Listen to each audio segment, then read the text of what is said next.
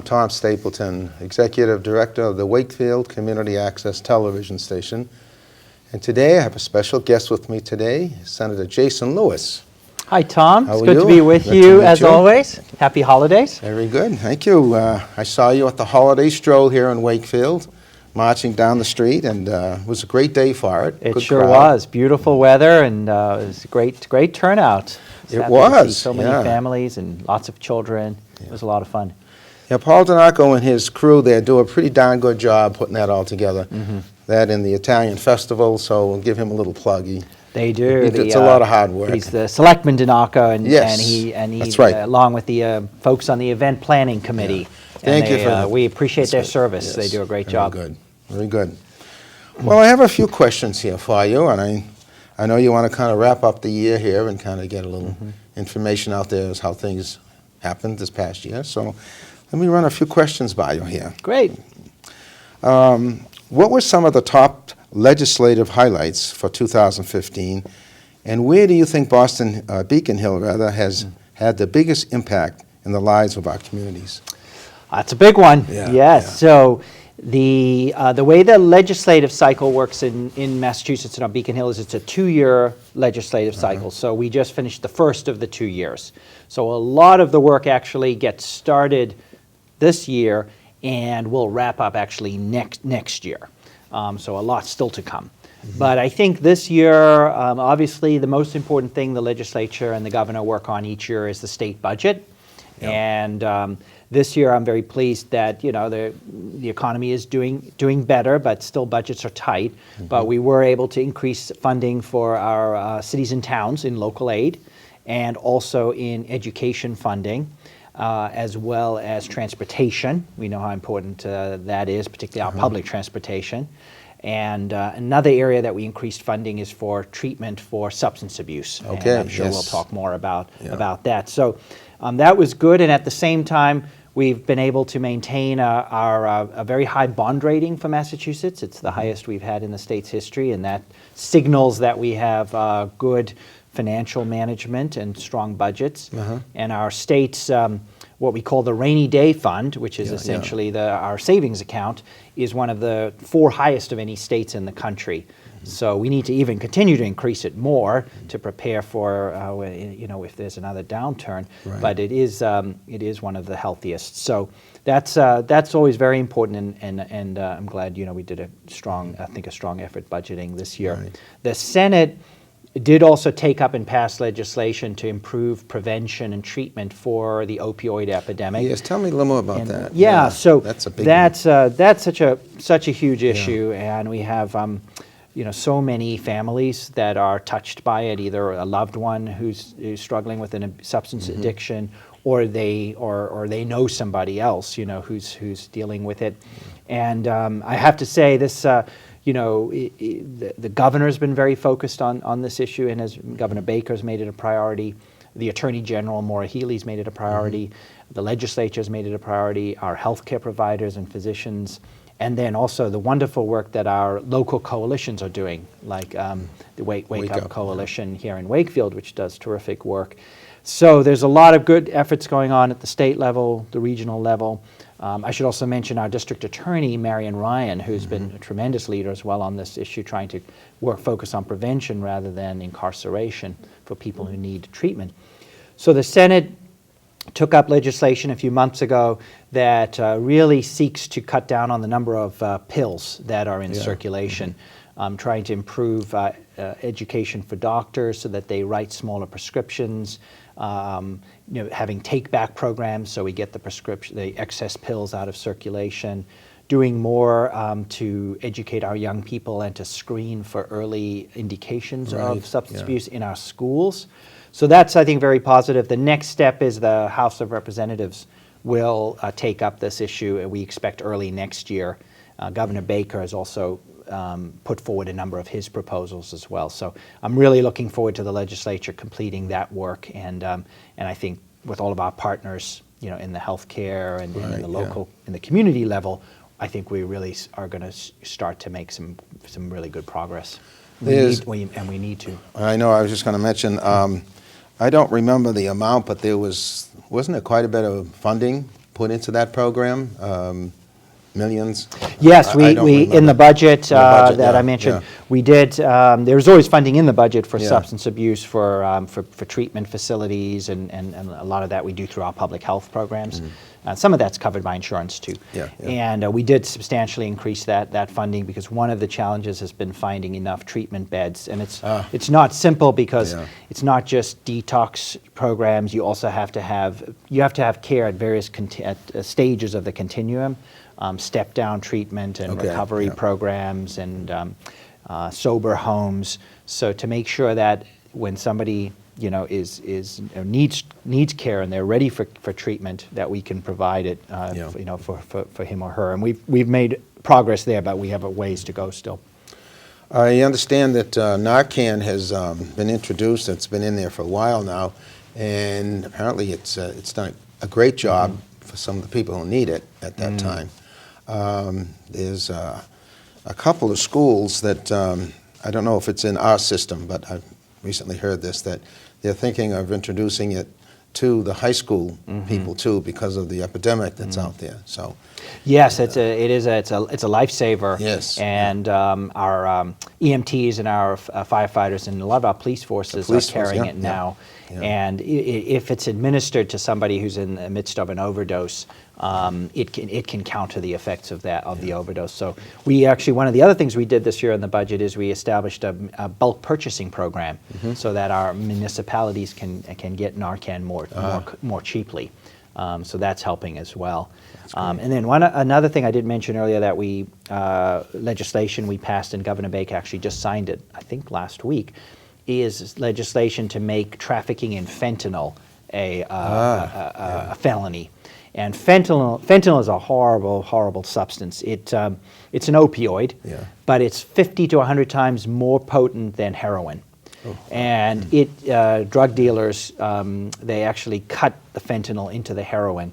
And some people, there's no product safety with drug dealers and no testing. So you might end up with a batch of heroin that has more fentanyl. And that is what causes a lot of these overdoses. And up until recently, that we didn't have a specific statute against the sale and trafficking in fentanyl. Now we do. So that's also going to be important, I think. Okay, just to kind of back up a little bit, rainy day fund. When people hear that, or when I hear it, I say, oh, that's great to have, but just give us a synopsis of what it is to have a rainy day fund, and what is it for, and how can you use it, in its short few words. Yeah, it really is just like an individual or a family, has a savings account. Okay. And we're all told to try to save and put some money away as much as we can each month, because you never know what unforeseen circumstances might come your way. If you unfortunately get sick or you lose your job. So on the state level, similarly, what we try to do in each budget cycle is put some of the revenues that are coming into the state through taxes and fees, have some of that go into the rainy day fund or the stabilization fund. And then the idea is that when we, unfortunately, and this seems to happen every 5 to 10 years, we go through a recession. And when we have a recession, tax revenues fall, and very often the demands on the state actually go up. Because for example, if more people are unemployed, there's higher unemployment insurance costs and other things. Then the state can tap into the rainy day fund to help make up the difference. And so that's why it's very important to have a strong balance.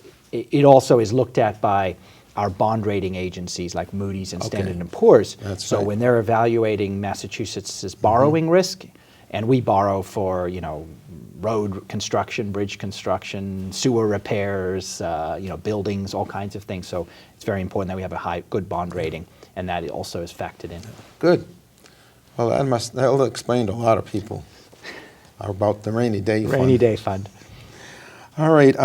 One of the roles you were particularly excited about at the start of the year was the opportunity to serve as Senate Chair of the Public Health Committee.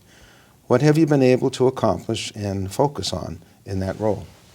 So yes, I feel very lucky to chair the Public Health Committee, And it's a joint committee, so it's both senators and representatives who serve on that committee. And we evaluate it's about 300 bills that are before our committee that relate to everything from infectious diseases to emergency preparedness to tobacco and other substances, substance abuse, pharmacy issues, hospitals, scope of practice. So we have a lot of different legislation. Every single bill before the legislature gets a public hearing. So we have been doing that through the year, and we're actually just going to finish up this month with the final public hearings. And a big piece of legislation that we're working on in the committee that I'm taking the lead on is a comprehensive bill to help prevent our young people from starting to use tobacco products and getting addicted to nicotine.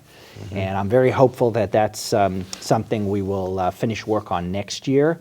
And my hope is that will lead to an increase in the legal age to purchase tobacco products from 18 to 21, and also that we will introduce sensible regulations for electronic cigarettes, which are growing dramatically in popularity, especially among high school students. And electronic cigarettes do contain nicotine, and they do you can certainly get addicted the same way you can by using traditional cigarettes. And they're so unregulated at this point. That's right. They're not regulated by the FDA at all. It's wide open. It's wide open. Yeah. So it is something we need to focus on, particularly when it comes to young people, because 9 out of 10 people who go on to become smokers and use tobacco start before the age of 21. So if we can kind of keep it out of our schools, we never can do it 100%, but if we can do a better job keeping it out of our schools, preventing young people from starting in the first place, that saves them a lifelong addiction to nicotine and tobacco and all of the healthcare costs that come with that. I think Wakefield, to buy tobacco, don't you have to be 21? Wakefield absolutely. Wakefield's done a great job with the Board of Health in Wakefield. And in fact, I'm very proud that I think every community that I represent in my district, there's 6 communities, have all already taken steps at the local level through the Board of Health to strengthen their tobacco regulations. And it's really all about trying to keep these products out of the hands of young people. So really what I'm looking to do at the state level is to build on that and to expand on that statewide. But it's great to see what's already been done here in Wakefield. Yeah, the Board of Health does a great job. Really pleased with what they're doing. All right, one of the most urgent topics among municipalities as it relates to the state government is educational funding for our public schools. Now this was the year of the Chapter 70 Foundation Budget Review Commission. Tell us about that and how that may impact our schools down the line. Yeah, so that's one of the one of my highest priority issues ever since I first began serving in the legislature about 5 years ago, and that is really how we determine the right level of funding for each of our public school districts. And the state has something called the Chapter 70 formula, and that calculates the amount that each school district needs and then determines how much the state provides and how much is required locally.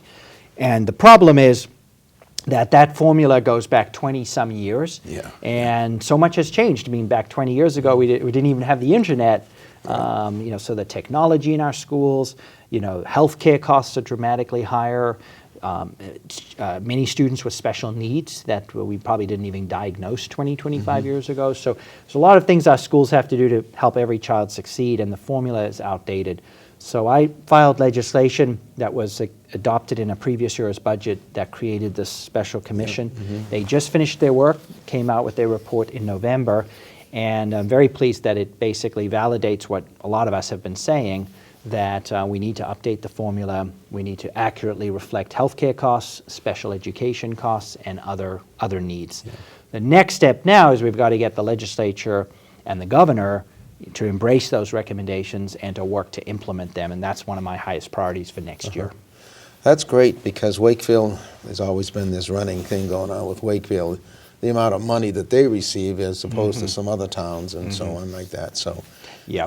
So that's been a big issue in big issue, Wakefield, yeah. and I think, if we can update this formula, it'll start to address those very issues good, in yeah. Wakefield and in other communities where they haven't been getting enough of school funding. Right, okay. Well, that's encouraging. You've got So a we'll keep at it. big job ahead of you Yes. there. Somebody's got to do it, right? That's great. All right, having been elected in a special election several months into 2014, which was in itself an election year, 2015 was your first full calendar year to connect with constituents and to get to know our communities even better. From office hours to your community conversational series of issue forums to other events, how do you feel 2015 has deepened your understanding of our community's needs?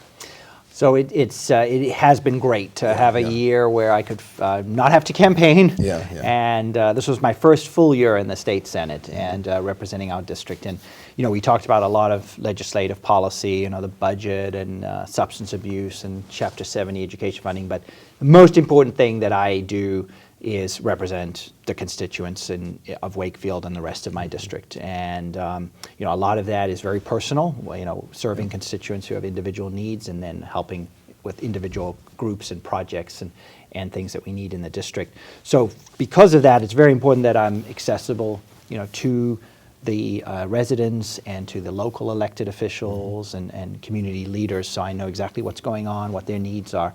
So I do office hours every month in each community, and that's a chance for anybody to stop in and with any issues or concerns, and we do that on the second and third Friday of every month, and the details are on our website if anyone's interested, or you can always call my office.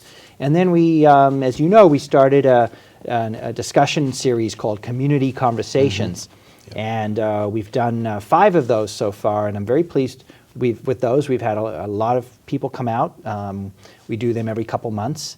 And each time we pick a different topic that we think is going to be timely and of interest to the residents, and we try to get expert speakers who can really help people understand that topic. And we always make sure to have lots of time for discussion and questions. So, for example, the one we just did last week was on this topic we've been talking about of substance abuse and opioid addiction, and we had the Secretary of Health and Human Services for Massachusetts, Secretary Sutters, and the Commissioner of Public Health for the state who's spearheading these efforts. And Marion Ryan, the District Attorney, also joined us, so that was great. We did one in Wakefield earlier this year, and that was on the status of public transportation. We know how important that is to the community with the commuter rail and the subways and buses. And we had the general managers of the MBTA and of Keolis, which runs the commuter rail, and they were our guest speakers. It's funny how much things can change in 1 year, Tom. The very first community conversation we did back in the beginning of the year was on the possibility of Boston hosting the Olympics. Yes. And look at that, that's already come and gone, dead and buried. So just how much things change. But that was the first one we did. And we also did one on energy and the environment and what's happening with energy policy. And we did one on demystifying the state budget. Some of like we talked about the rainy day fund and helping people understand all the elements of that. So I'm looking forward to next year. We already know what the topic will be for our first one out of the gate, which will be on issues related to our elders. Issues like home care, assisted living, dementia-friendly communities, a lot of things that we're doing to accommodate our aging baby boomers. How do you determine where to hold these events? Well, I have 6 communities that I represent, and so we want to be fair to everybody. Okay, so good, each time we rotate to a different community. Oh, that's smart. And so we're about to do our 6th, which will finish the whole series, and then I think we'll start again. And so but the idea is that we welcome people from every community, to come each time. It doesn't have to be only when it's the forum in their particular community. Well, that's great. Well, you're going to lead. You just led me into my next question. And heading into the winter, remember last year's winter's public transportation issues amid the severe weather, and thinking about the recent situation around proposed service cuts. Can you tell us your thoughts about the MBTA service heading into 2016? Yes, very important, and Yeah. I'm very concerned about, continue to be concerned about the MBTA. Public transportation is so vital to Wakefield and the region. You know, I always tell people it doesn't matter if you never take the train or the bus. Even if you drive, you should care about public transportation, because if it doesn't work properly, that just means we're going to have more cars on the road, and we know that congestion's already a big problem. So we really want to make sure that trains are reliable and they have sufficient service. Last winter when we had the breakdown, I worked closely with Rep. Broder and Representative Wong and others in the area to try to make sure we held the feet to the fire so that the Keolis would get the commuter rail operating again quickly. And we were, you know, that was very frustrating for us and for all of the commuters. And then more recently, we were again frustrated because the MBTA basically came out with a new proposed commuter rail schedule. And they hadn't consulted the public, they hadn't consulted lawmakers, and immediately we started to get an outcry from folks in Wakefield and other Winchester, other parts of my district. And so, for example, in Wakefield, the MBTA was proposing to eliminate the 5:15 stop, which is one of the very popular stops in the evening, and just have the train literally run right through Wakefield Station. It would still be running, but just not stopping. So we had, the 5:15, really? Which is right in the middle of rush hour. And again, without any talking to anyone. Now, they do need to update the schedules because they have to make the train service more reliable and efficient, but they need to consult people as they do that. So there was quite an outcry, and we had a Wakefield couple who initiated an online petition, and it had over 1,000 signatures, you know, within a week. So we reached out to the MBTA. We sent a very strongly worded letter from a lot of legislators whose districts were affected, and then we met with the MBTA almost right away and requested that they suspend implementation of those new commuter rail schedules. And thankfully, Secretary of Transportation Pollock listened and recognized that they had screwed up, and she did immediately come back and say they would put it on hold, they would implement a public process for feedback, and they would revise the schedules, and then they won't be final until next May. So we have to continue to hold their feet to the fire. I have to chuckle a little bit about this, because it just goes to show that if people put it together and do the right channels, stuff like this can get done real simple.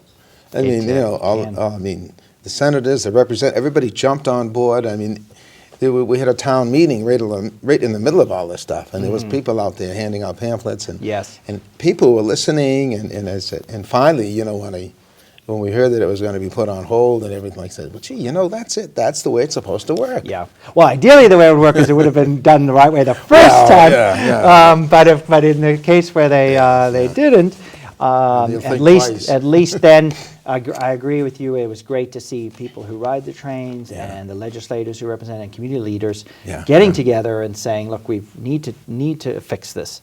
And of course, this is where social media helps a lot. Absolutely. Because right away, it was all over social media, and to the credit of the Baker administration, you know, they did listen, and within a week they said, we get it, you know, we get it, and we need to revisit this. So I love it when things like that happen. So now we'll hopefully see a better result going forward. Okay, well, let's see what we have here. We have a few minutes left here. Looking ahead, what do you see as top priorities for 2016, both for the state government and for you personally? So a lot coming up next year, and we can just touch on a few highlights. I think some things we've actually talked about that I would highlight as I think we really need to finish the work on next year. The work on a legislation to curb the opioid epidemic. We talked about the Senate's passed a bill, but we still have to finish the legislative process with the House and the governor. So that's very, very high priority. Second, taking those recommendations from the Chapter 70 Commission that looked at the education funding, and now working to start to implement those so we can really start to reform education funding in our state and make it improve the funding. So that's a key priority next year. Something we haven't really talked about, but which is actually legislation that I filed, and I think the Senate will be taking it up in January, is legislation to update the state's public records law. And as a journalist, I'm sure you're familiar with this issue, but for those of our viewers who are not, in government, virtually all the information that is that our government possesses is public information and should be available to the public, except if it's obviously if it's confidential or specifically protected. But otherwise, it should be publicly available. And the state's public records law governs how that information should be made public. And that law hasn't been updated in 40 years and is viewed by many people as being a very weak law. So the legislation that I have filed would increase the penalties for not complying with the law. It would make sure that the information is provided electronically when it's available and make it easier for people to access the information. And I think this is very important for government transparency. I think in a democracy, the government serves the people, and people need to be able to know what's going on. And one very important way to do that is to have a good public records law. So Massachusetts leads the country in many, many areas, not in this area. We're one of the laggards in our public records law, so we've got to fix that, and I'm hopeful we'll do it next year. That's a big job, too. Wow. All right. Well, it sounds like you have a number of good items on your block there that you can sink your teeth into. And we're running a little bit late here, a little bit out of time. I do want to wish you and yours happy holidays and everything. Thank you. And look forward to seeing you next year, and and hopefully things will change for the better, because there's a lot of things going on out there. Well, we keep making as much progress as we can. And happy great. holidays to you, Well, and thank Tom, and all of our viewers at home. Thank you. Thank you very much. Okay. Good night now.